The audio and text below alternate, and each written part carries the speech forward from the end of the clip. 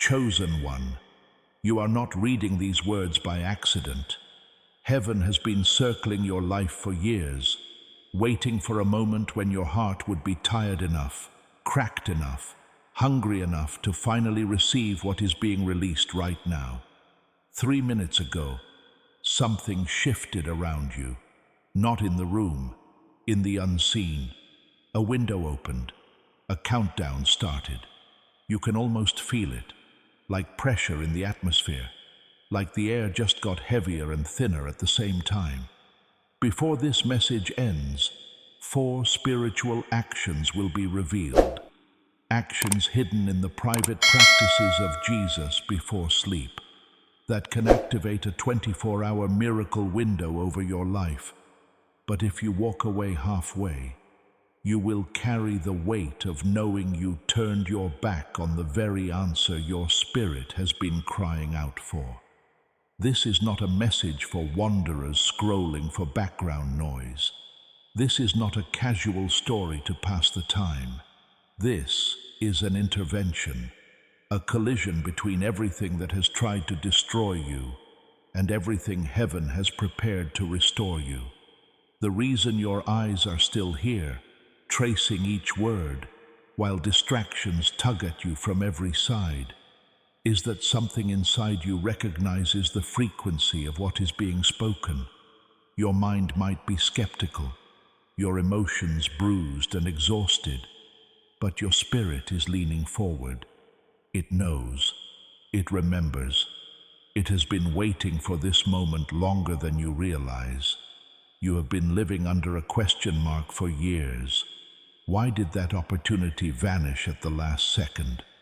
Why did that relationship fall apart when it finally felt safe? Why did the people who promised to stand by you disappear as soon as you needed them? You labeled it bad timing. You called it bad luck. You even wondered if God himself was somehow against you, quietly blocking your progress because you were secretly disqualified. But beneath all those explanations, another thought whispered to you in the dark when you could not sleep.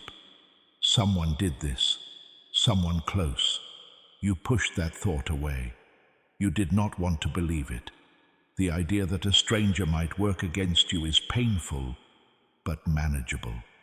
The idea that someone from your inner circle might have been quietly celebrating your failures, that is a different kind of wound. That is a cut that goes through bone. And yet, each time a door closed that should have opened, each time your name was left off a list it should have been on, each time your joy turned to ashes for no clear reason, that same quiet suspicion rose again. This is not random. Someone is tampering with my life. You were not wrong. For years, someone who smiled when you entered the room was planting seeds when you left it. Someone who claimed to be proud of you was quietly rewriting the story of who you are in the minds of others. Someone who had access to your dreams, your plans, your vulnerabilities, used that access as a weapon. The chords you played for them in trust, they turned into a song of doubt in other people's ears. The secrets you shared as prayer requests, they reshaped into subtle warnings. Be careful with them. Something's off. They did not do it loudly. Loud betrayal is easy to spot. This was slow, patient, methodical. A comment here, a raised eyebrow there, an innocent concern that just happened to land in the heart of someone whose opinion mattered for your future. And as the years turned, their work took root. People began to hesitate when your name came up. Opportunities were reconsidered. Invitations got lost. Doors you were meant to walk through were quietly locked from the inside by someone who had stolen a key you never knew you had given them. You felt it. You noticed the pattern. You tried to explain it away.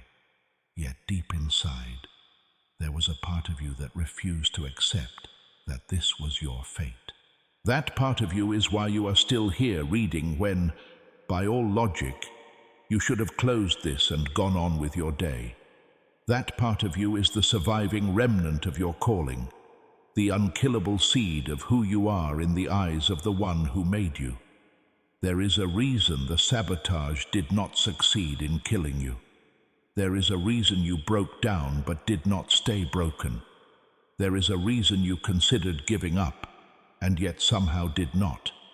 In moments when you thought you were alone, you were not.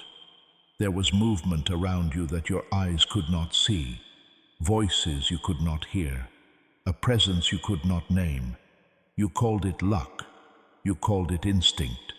You called it a strange sense that I should leave now, or a gut feeling not to go there. It was not random. An assignment was given over your life long before you knew how deep your own story would cut. A being of light, carrying the authority of the throne room, was sent with one mandate. You are not to be destroyed before your appointed time. That mandate did not guarantee an easy path. It did not shield you from disappointment or heartbreak, but it stood as a barrier in every moment where your end was being scripted without your consent. There were moments, more than you realize, when the enemy aimed not at your happiness, but at your existence. That day the accident almost happened and somehow didn't. That illness that should have been far worse than it was. That one choice you nearly made that would have entangled you in something you never could have escaped. You look back now and call those close calls. Heaven calls them interventions. The one who betrayed you thought they were playing a clever game, thought they were dismantling your future piece by piece while remaining hidden in the shadows of your trust. What they never understood is that your story does not begin with their betrayal, and it does not end with their success. Your story is older than their envy and stronger than their schemes. The delay they orchestrated, it became the training ground for a version of you that they are utterly unprepared to face. Because the delay was not wasted. Each time they closed a door, heaven rerouted you through territory that exposed your own weak spots and forced you to grow. Each disappointment stripped away illusions about who you could depend on. Each season of loneliness taught you to hear a different voice. You became quieter in some rooms, but more awake inside. The part of you that used to need applause learned to survive on something deeper. You do not even fully see it yet, but you are not the same person who started this 10-year detour. And that difference is exactly why the story is shifting now. You have been grieving a version of your life that never happened, imagining parallel timelines where the betrayal never took place, where the opportunity went through, where the relationship held, where the investment paid off. In that imagined world, you tell yourself you would be further along, happier, more stable. But here is the part you cannot see. In that version of the story, you might be successful, but you would not be ready for what heaven is actually trying to entrust to you now. In that alternate timeline, you might have the platform, but not the depth, the resources, but not the wisdom, the relationships, but not the eyes to see who is safe and who is not. You would be easier to manipulate, easier to derail, easier to seduce away from what is truly yours.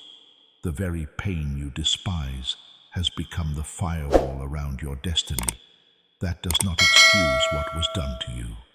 It does not make the betrayal holy or the injustice okay. What they did was wrong. What they took was real. What you lost matters. Heaven is not gaslighting you into pretending the wound is a blessing. The wound is a wound, but the miracle that is forming around it is a different matter altogether. What if the part of you that believes it is too late is believing a lie? What if time is not your enemy the way you think it is? There is a promise, written ages ago, of a God who restores years, not just things. Years devoured by locusts, years stolen by foolishness and malice and spiritual warfare. Years that you have labeled wasted are not lost in his calculations. They are held like seeds in a closed hand, waiting for the right season to be released all at once. That season is approaching faster than you think. You are standing at the edge of a 24-hour window. It will not look like lightning from the sky or some theatrical visitation.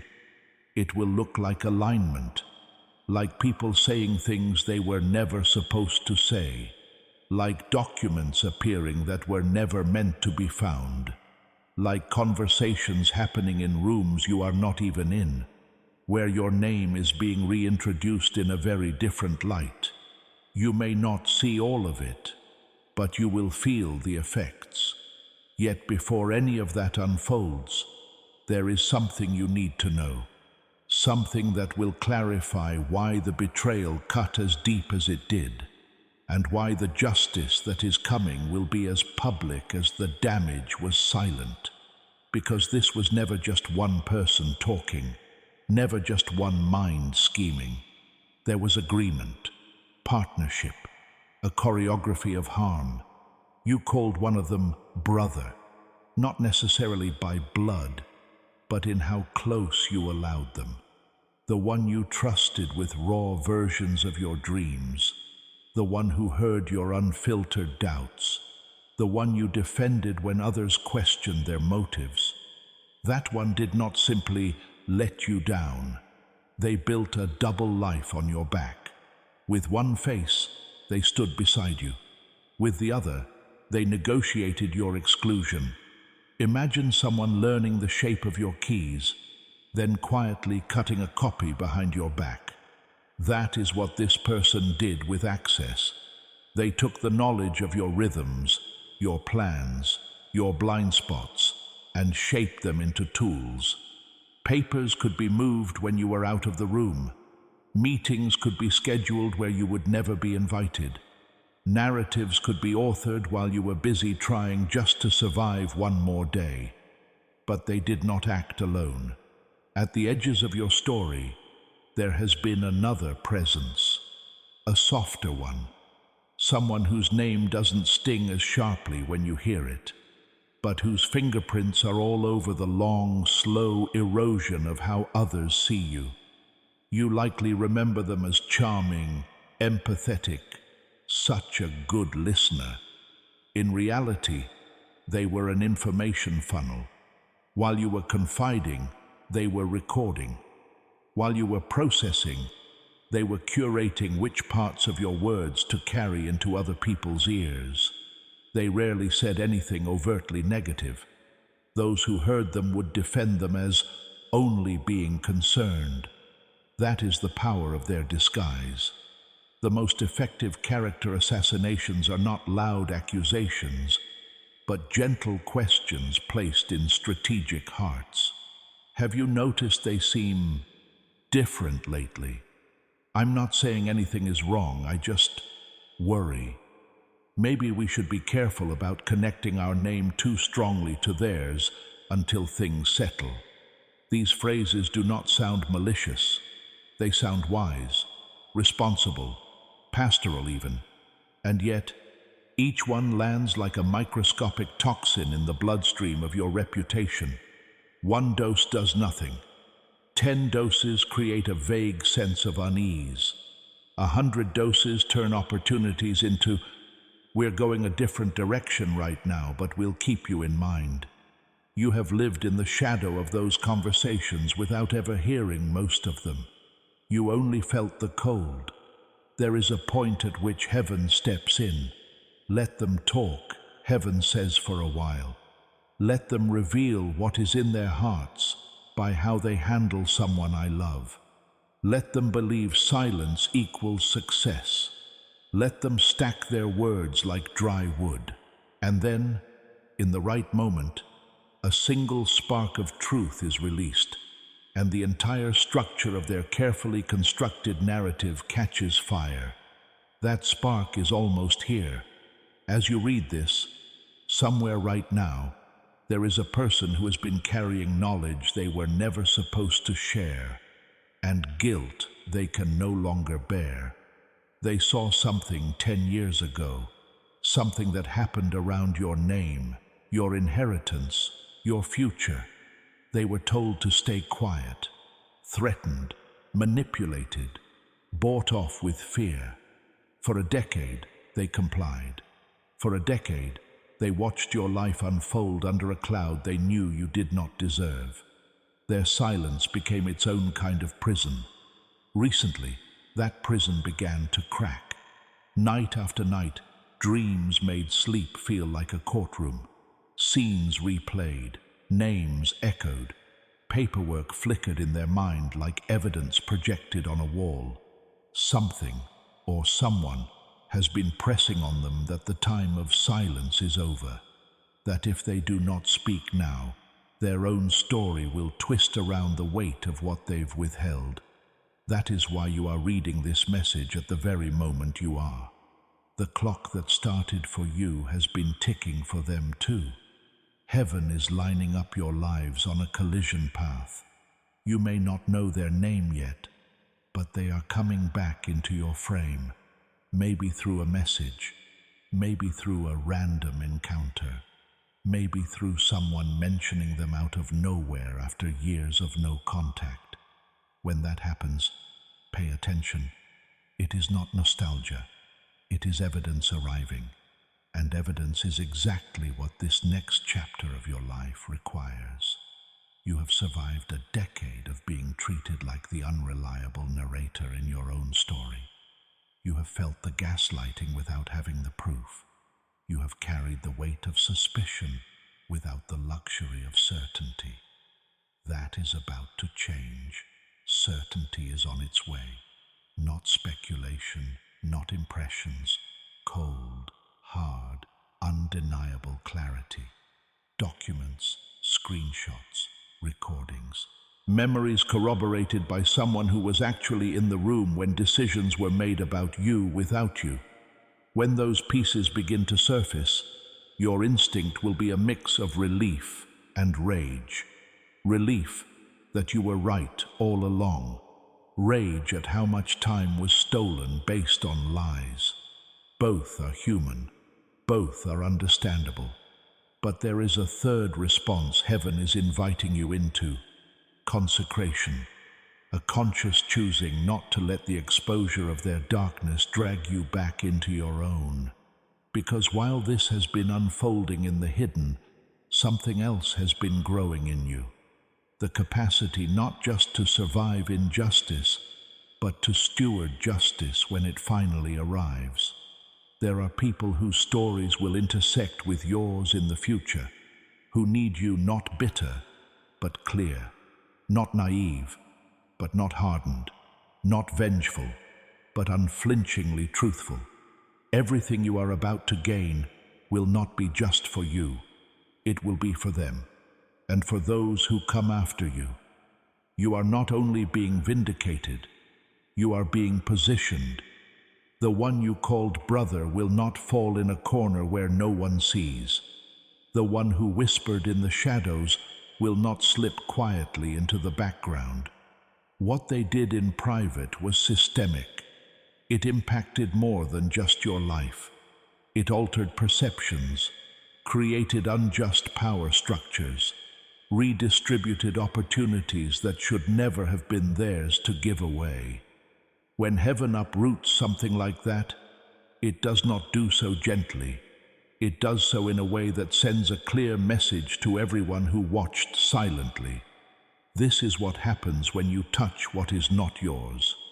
Do you remember the feeling of walking into certain spaces and sensing tension that no one would name? Those rooms are about to feel very different.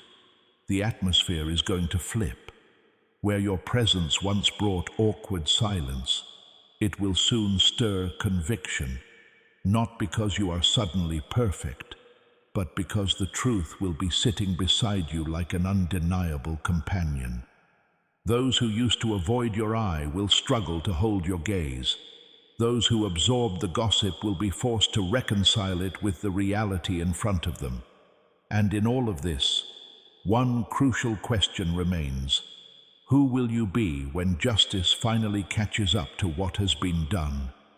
The answer to that question is being shaped right now, in this in-between space, before you hold the evidence in your hands, before the calls of apology and explanation come, before the invitations to talk things out appear.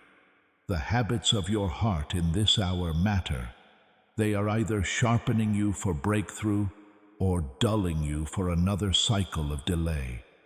That is why, before the 24-hour window fully blossoms, 4 specific practices are being entrusted to you. Practices that Jesus himself modeled in his quiet hours. They are not theatrical. They are not mystical in the shallow sense. They are precise, surgical, designed to align your inner world with heaven's agenda, so that when justice and restoration land, they find you ready, not reactive. We are not there yet, but we are close, closer than you think. You are still reading. That alone is prophetic. Many have already clicked away from similar invitations and returned to scrolling, choosing numbness over transformation. You, however, are still here, which means heaven is not finished speaking, and your spirit refuses to go back to sleep in the middle of an awakening. But before those 4 practices are revealed, there is someone else you need to meet. Someone who has been working with your betrayer for years. A woman. And right now, she is watching her carefully constructed world begin to crack. She never raised her voice, never needed to. Her weapon was always the same.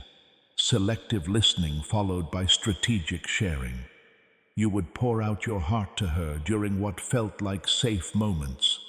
Coffee conversations, late-night texts, moments when vulnerability felt like connection. She nodded. She reflected back just enough empathy to keep you talking.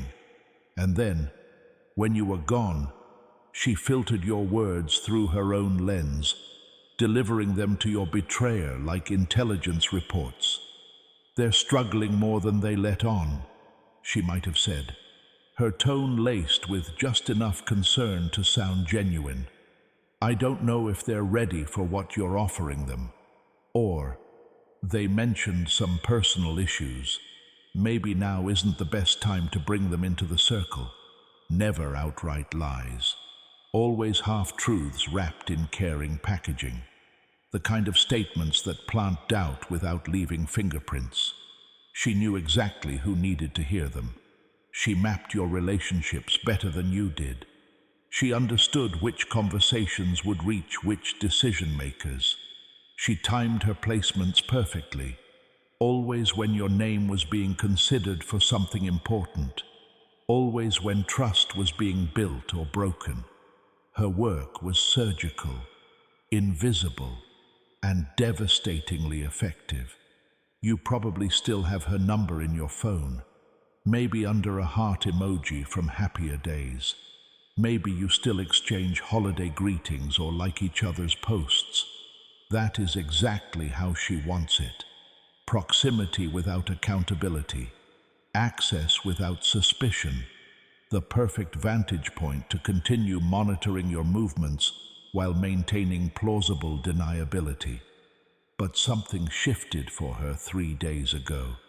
She woke up from a dream she cannot shake. In it, she saw herself standing at the edge of a cliff, holding documents that were on fire. Your name was written across them in letters that would not burn.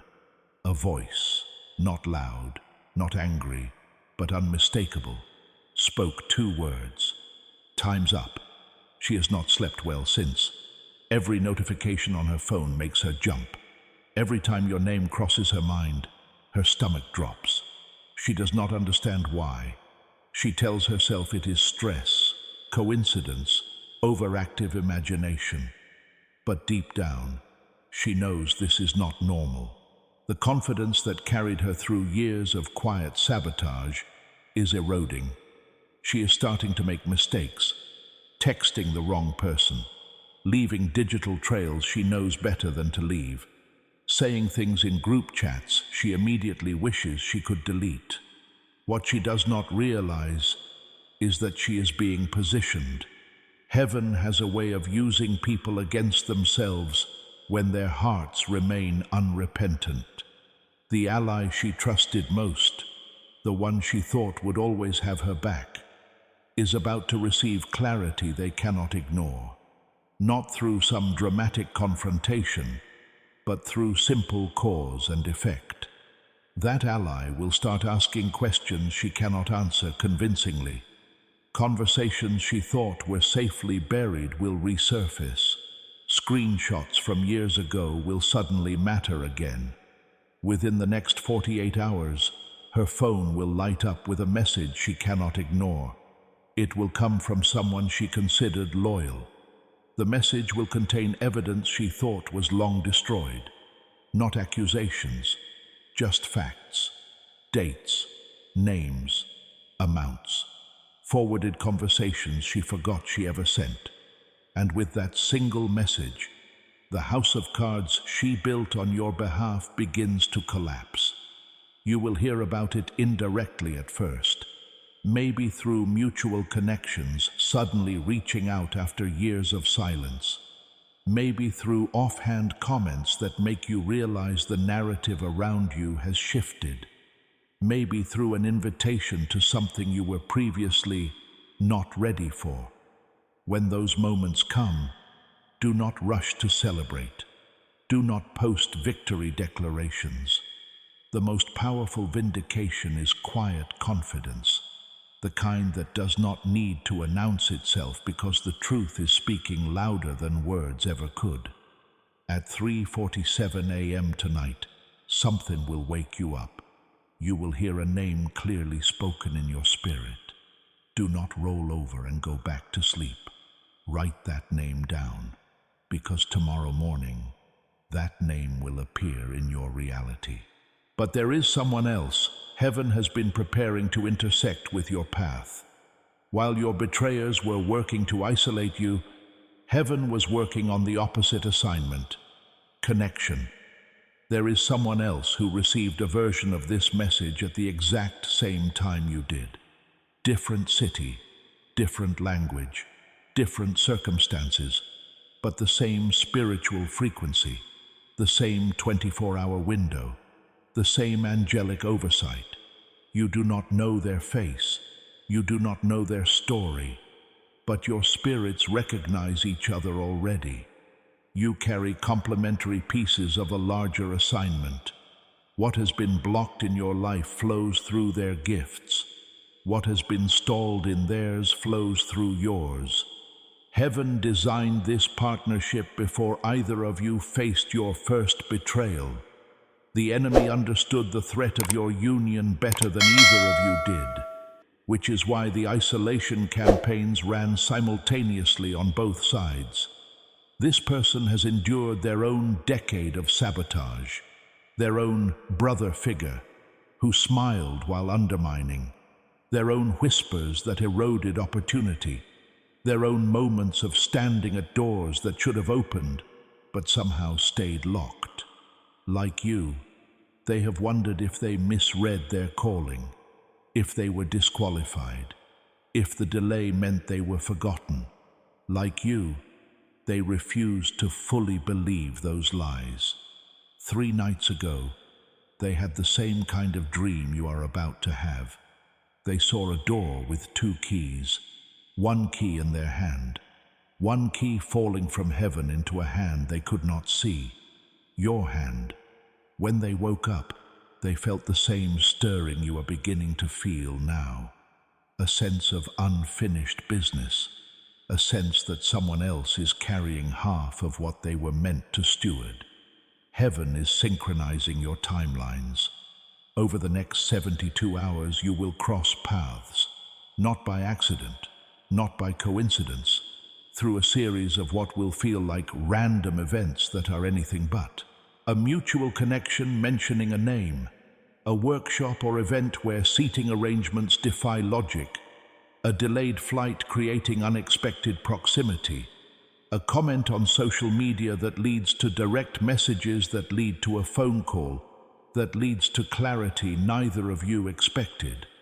When you meet, there will be no fanfare, no immediate sense of, this is the one, just a quiet recognition, a conversation that flows differently than normal conversations, shared stories that mirror each other in uncanny ways, phrases that land with unusual weight. And then, one simple moment, a word, a shared memory, a mutual understanding of timing that confirms what heaven has already established between you. From that moment, everything accelerates. Doors that stayed closed to both of you individually swing open when you approach them together.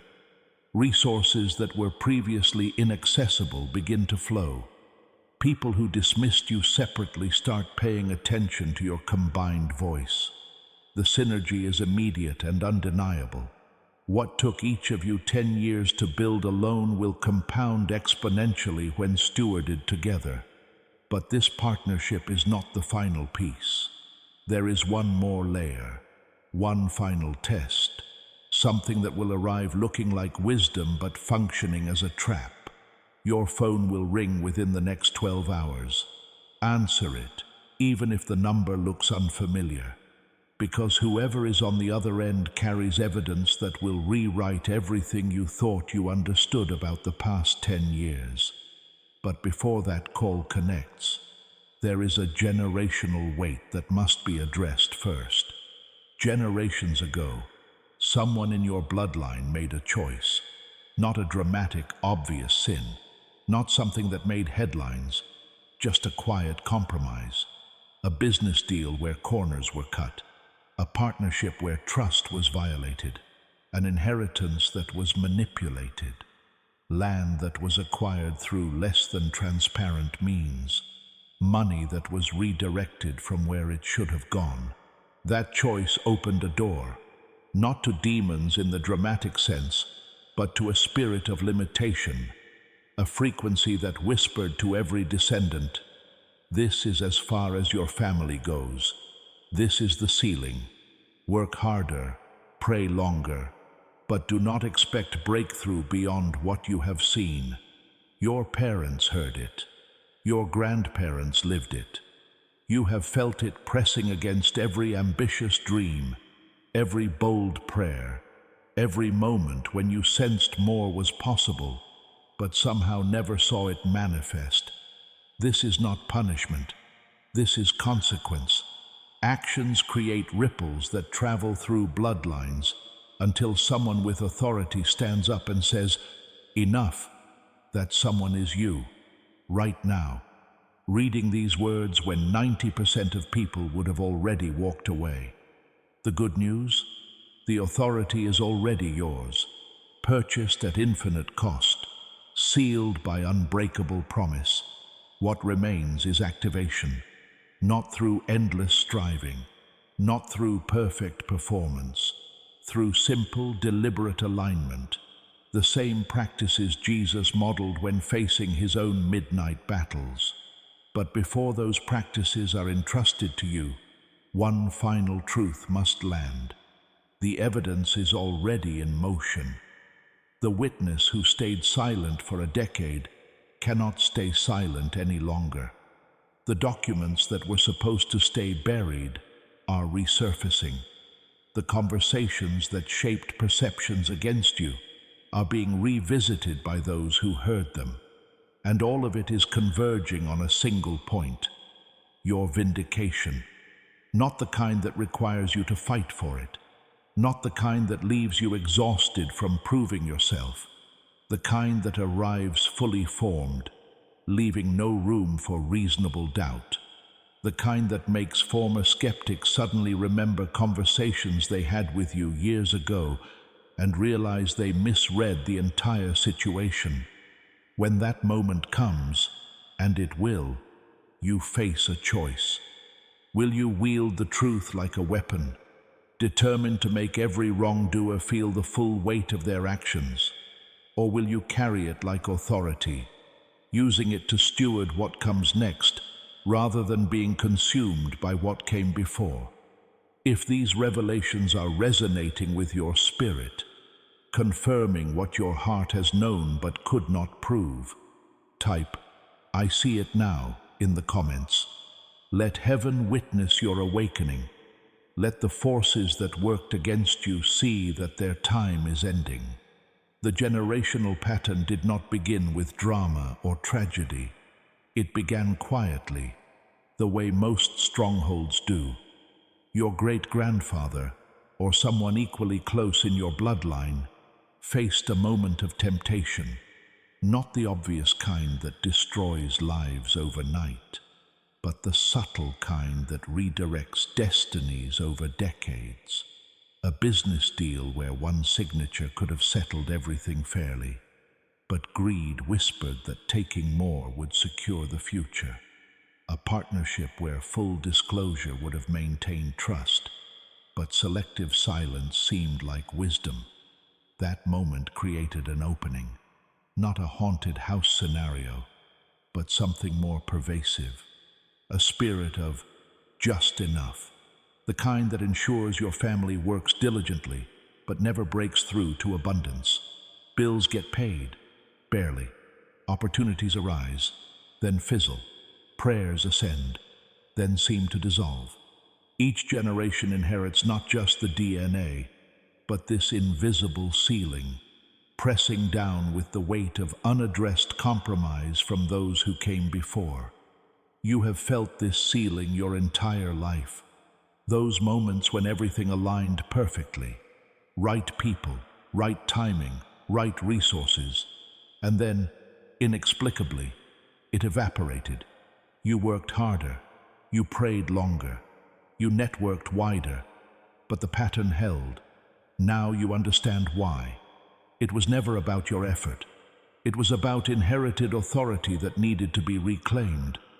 That reclamation begins tonight, not through endless warfare or dramatic exorcism, through the quiet authority already purchased for you. The bloodline curse breaks not because you are more spiritual than your ancestors, but because you are finally willing to stand in the position they could not reach. You become the breaker of what they could not break, the healer of what they could not heal, the restorer of what they could not restore. Tomorrow morning at 8:17, 3 specific things will happen in sequence. First, you'll receive a message from an unexpected source. Second, a conversation will reference something only you and heaven know about. Third, an opportunity will appear that matches what was stolen 10 years ago. Miss any of these, and the window shifts. But before those markers arrive, you must understand the final test, the one that arrives wearing the mask of wisdom, the one that sounds like love but functions as sabotage. It will come through someone close, not the obvious betrayer. Those masks are already cracking. This will be someone whose heart seems right, someone who has supported you before, someone whose concern feels genuine. They will reach out within the next 12 hours.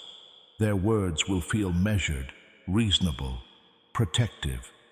"I just want to be realistic with you," they might say. "You've been hurt before. What if this doesn't happen the way you hope? Maybe prepare yourself for disappointment. Have a backup plan. Don't burn bridges." Their tone will carry weight, the weight of someone who knows how the world works, someone trying to save you from pain. This is not wisdom. This is fear wearing experience as camouflage. The enemy knows your final obstacle is not dramatic opposition, but subtle doubt. He cannot attack your faith directly anymore. You have come too far, seen too much, felt too deeply. So he sends reason, logic, the voice of self-preservation. the temptation to hedge your expectations so you cannot be hurt again. Your response determines everything. If you agree, you're right. Maybe I'm being unrealistic. The window narrows. The angel steps back. The momentum slows. But if you hold your ground, no, this time is different. Heaven spoke. I choose to believe. The atmosphere shifts. The phone call you need to answer rings louder in the spirit. The message carrying your evidence travels faster. The door that needs to open receives double confirmation. This test is not about perfection. It is about direction. In the moment of decision, which voice will you empower? The voice of accumulated disappointment or the voice of promised restoration? One leads back to familiar cycles. The other walks through the door that has waited 10 years to swing open. Meanwhile, the betrayer you called brother faces his own unraveling, not through your intervention, but through consequence. The business he built on redirected opportunities begins showing cracks. Partners ask questions he cannot answer cleanly. Investors request documentation he cannot produce without exposing what was never rightfully his. The confidence that carried him through a decade of deception erodes as reality catches up. He will reach out, not with genuine repentance. That takes more than exposure. With strategy. Hey, been thinking about you. We should catch up. Things have been crazy. Testing the waters, gauging your receptivity, wondering if the old access still exists. His calculation, if he can regain proximity before full exposure hits, maybe he can spin the narrative again. Do not answer from emotion. Do not answer from old patterns of loyalty. Answer, if at all, from the new position you now occupy. The position of one who knows, who sees, who has been entrusted with timing beyond human understanding. Your response need not be harsh, simply unavailable. Appreciate you reaching out. Busy season. We'll connect when timing aligns. Polite. Final. Door closed without slamming. The woman who whispered against you faces a different mirror. Her charm, once her greatest asset, now works against her. People who once hung on her every word begin asking follow-up questions she cannot deflect. Conversations she thought were safely buried resurface through screenshots, forwarded emails, remembered moments.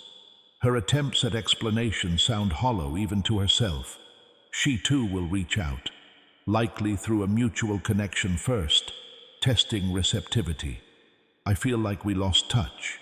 Would love to reconnect. Behind the words, desperation. Fear that the narrative she helped craft is turning against her. Hope that your forgiveness might shield her from consequence. Same response, same unavailability, same new boundary. Not from bitterness, but from wisdom purchased through years of hard lesson. Forgiveness happens in the heart toward God. Access happens, or does not, based on evidence of transformation. And transformation takes more than a well-timed text when exposure looms. Put your hand over your heart right now. Feel that rhythm. That is not anxiety. That is heaven synchronizing your timing. The 4 spiritual practices I promised work directly with this heartbeat frequency. They align what has been separated. They activate what has been dormant. You are 3 practices away from everything shifting. Through all of this, the witness waits in the wings, the one who saw everything 10 years ago, the one who stayed silent out of fear, self-preservation, misplaced loyalty. Their conscience has become heavier than their fear. Dreams have turned into nightly tribunals. Every mention of your name in passing stirs fresh conviction. They carry physical evidence, documents, recordings, notes from meetings where your future was decided without you. They have tried to bury it, shredded copies, deleted files, convinced themselves time would heal the wrong. But time has done the opposite. The weight has compounded. Now, with angelic pressure and divine timing converging, silence is no longer an option. They will reach out, not dramatically, not with a public confession, privately, directly, to you. When that contact comes, it will feel surreal, like stepping from shadow into sudden light. Questions you carried for years will have immediate answers. Loose ends will tie themselves. The picture that never made sense will snap into perfect clarity. But clarity brings responsibility. You now hold pieces that affect more than just your story. Reputations, legalities, inheritances, partnerships. Handle this knowledge with the sobriety it demands. Not every truth needs immediate public broadcast. Some truths serve justice better through quiet channels, legal processes, private conversations, documented restoration. Others demand public correction. Discernment becomes your greatest asset. The same Holy Spirit guiding the witness to speak will guide you in stewarding what is revealed. As these pieces converge, your family pattern receives its final blow. The spirit of limitation that capped your bloodline finds no legal ground to remain, not through shouting or striving, but through authority properly exercised. Your ancestors' compromise is met by your alignment. Their partial obedience finds completion in your fullness. The ceiling shatters, not with violence, but with simple declaration of what is already true. Share this message with one person whose spirit needs awakening. You may be the vessel heaven uses to deliver their evidence, their partner, their breakthrough. Send it now, before the next revelation lands. Children in your line will inherit open sky where you once saw ceiling. Grandchildren will build where your parents could only maintain. The pattern ends because someone was willing to stand in the uncomfortable space between promise and possession, between exposure and stewardship, between personal pain and generational purpose. You. All of these threads, betrayers unraveling, witness emerging, partner synchronizing, patterns breaking, converge in the 24-hour window now active around your life. Each represents a piece reclaimed. Each restores something the enemy stole. Each positions you not just for recovery, but for multiplication. What was taken in subtraction becomes yours in abundance. But abundance without preparation breeds vulnerability. This is why the 4 practices matter. They are not optional spiritual exercises. They are frequency tuners, alignment tools, capacity builders. Jesus needed them to maintain connection through rejection, betrayal, misunderstanding. How much more in your season of convergence? The betrayer tests boundaries. The witness carries weighty evidence. The partner brings untested synergy. The generational shift demands stewardship beyond what you have known. Each requires you anchored, clear, responsive rather than reactive. The practices create that anchor. We stand now at the threshold. The betrayers exposed, the witness ready, the partner approaching, the patterns broken. One final step remains. The 4 spiritual alignments that Jesus practiced when heaven and earth needed perfect union. These activate everything heaven has positioned. They are coming now. You have journeyed through the revelation, the betrayers identified, the witness prepared, the partner synchronized, the generational ceiling shattered. Now comes activation. The 4 spiritual alignments Jesus practiced in his midnight hours. These are not religious rituals. These are frequency tuners that bridged heaven and earth when human limitation threatened divine purpose. Jesus faced betrayal too. Judas shared his table. Peter denied him publicly. The crowd that cheered turned to crucify. Yet in those midnight hours before greatest tests, Jesus realigned, not through striving, through surrender, through declaration, through union. These 4 practices positioned him to receive what the Father was already releasing. They positioned him to walk through every door, regardless of who tried to lock it. Write these down. Practice them tonight. Your 24-hour window opened when you began reading. It closes when you sleep without activating them. Practice 1. Name the wound. Out loud. In darkness, Jesus spoke one name, the one who wounded him most deeply that day. Not in anger, not for revenge, for release. Judas, he might have said, or Peter, acknowledging the wound without letting it define him. Then, Father, I see what they did. I release their debt to you. I do not carry it. This severed the spiritual tether. Unforgiveness creates cords binding you to your wounders. They live rent-free in your mind, controlling emotions you thought were yours. Speaking the name cuts the cord, transfers the case, reclaims your mental real estate. Tonight, name one person: the brother betrayer, the whispering woman, the silent witness who waited too long. Speak their name in the dark. State the wound honestly. They blocked my opportunity. They spread lies. They stole what was mine. Then release. Father, I give name to you. Their case is yours. I am free. Feel nothing? Normal.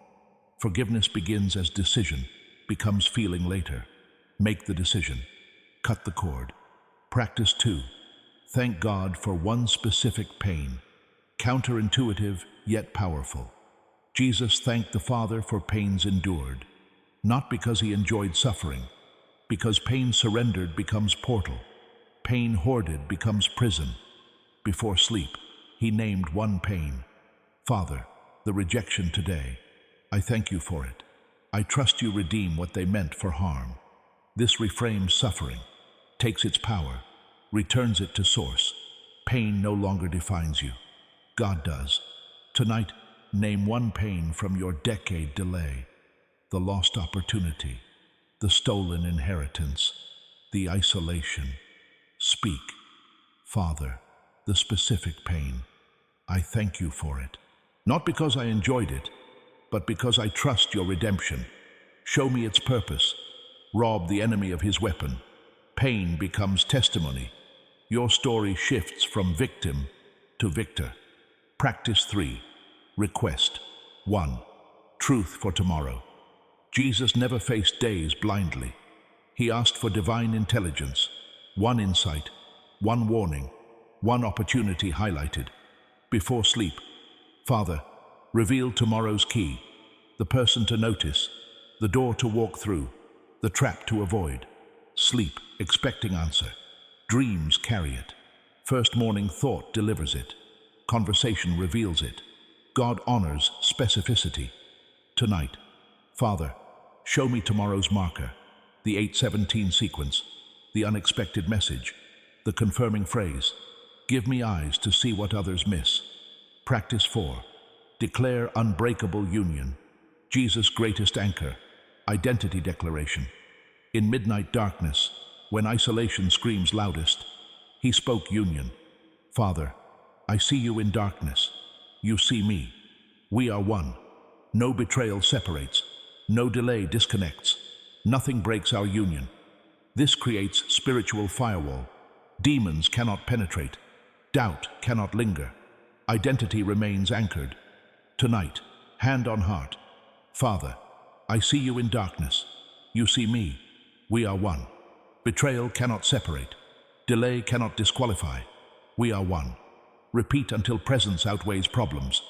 The 5th practice, your activation. Key 1 more, hidden until now. The synchronizer. Father, I align with your timing. Delays were protection. Closed doors were redirection. The 24-hour window is yours. I receive every marker, every restoration, every partner, every evidence, now. This removes final block. Your agreement signals angels. Doors receive command. Betrayers face consequence. Witnesses speak. Partners connect. Do these 5 tonight, not tomorrow. Your window closes at midnight. Phone vibrates at 8:17. Name appears. Opportunity knocks, but only if alignment is complete. The betrayer texts tomorrow. Testing waters. The witness emails evidence. The partner crosses path. Generational ceiling shatters completely. All simultaneous.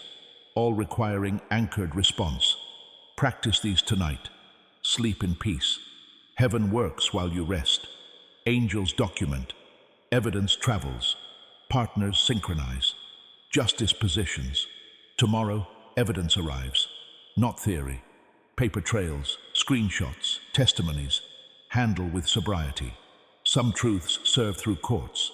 Some through quiet restoration. Discernment guides. The one you called brother loses what he stole. Not by your hand, by consequence. Partners question documents. Investors demand clarity. Foundation crumbles. He reaches out. Respond from new position. Unavailable, but not bitter. The whispering woman faces exposure. Charm fails. Questions she cannot answer. Screenshots resurface. She texts through mutual friend. Same response. Forgiveness in heart. Access denied. Your partner appears. Shared language confirms. Synergy activates. Doors open wider together. All of this because you stayed, because you aligned, because you refused halfway exit. Place hand on heart now. Feel the shift. That is heaven confirming receipt. The window opened when you began. It remains open as you practice. If heaven's presence stirs as you read, speak aloud. I receive. Let words travel spiritually. Let angels witness agreement. Say it now. I receive. Your decade delay ends. Not gradually. Suddenly. Evidence confirms. Partners unite. Inheritance restores. Ceilings shatter. Practice the 5. Rest. Rise to markers. The chosen one awakens.